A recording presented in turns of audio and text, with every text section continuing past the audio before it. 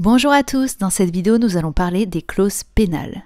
On retrouve le concept de la clause pénale à l'article 1231-5 du Code civil. Celui-ci nous dit que, lorsque le contrat stipule que celui qui manquera de l'exécuter paiera une certaine somme à titre de dommages et intérêts, il ne peut être alloué à l'autre partie une somme plus forte ni moindre. En accord avec le principe de liberté contractuelle permettant aux co-contractants d'ajouter les clauses de leur choix au contrat et affirmé par l'article 1102 du Code civil, les clauses pénales sont tout à fait valables. Elles permettent de limiter le montant des dommages et intérêts qui seront dus par le co-contractant n'ayant pas exécuté ou mal exécuté son obligation. Elles sont donc plutôt utiles puisqu'elles permettent aux parties de connaître à l'avance le montant de cette somme.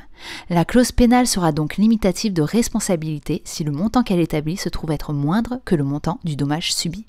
Ce montant forfaitaire peut être également égal ou supérieur au dommage.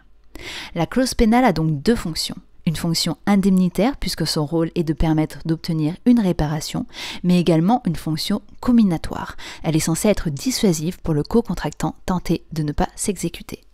Étant forfaitaire, le montant fixé n'est pas en lien direct avec l'évaluation du préjudice subi, il en est indépendant.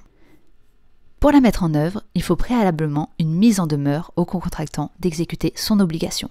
Dans certains cas, la mise en demeure n'est cependant pas obligatoire, par exemple quand l'inexécution de l'obligation est définitive.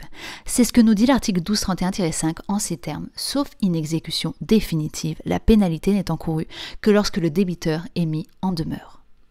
Il est enfin important de mentionner le pouvoir de révision du juge en ce qui concerne les clauses pénales. On le retrouve ainsi à l'article 1231-5 du Code civil qui nous dit que le juge peut, même d'office, modérer ou augmenter la pénalité ainsi convenue si elle est manifestement excessive ou dérisoire. Même d'office, c'est-à-dire sans demande de la part d'une des parties. Lorsque l'engagement a été exécuté en partie, la pénalité convenue peut être diminuée par le juge, même d'office, à proportion de l'intérêt que l'exécution partielle a procuré au créancier, sans préjudice de l'application de l'alinéa précédent. Toute stipulation contraire aux deux alinéas précédents est réputée non écrite.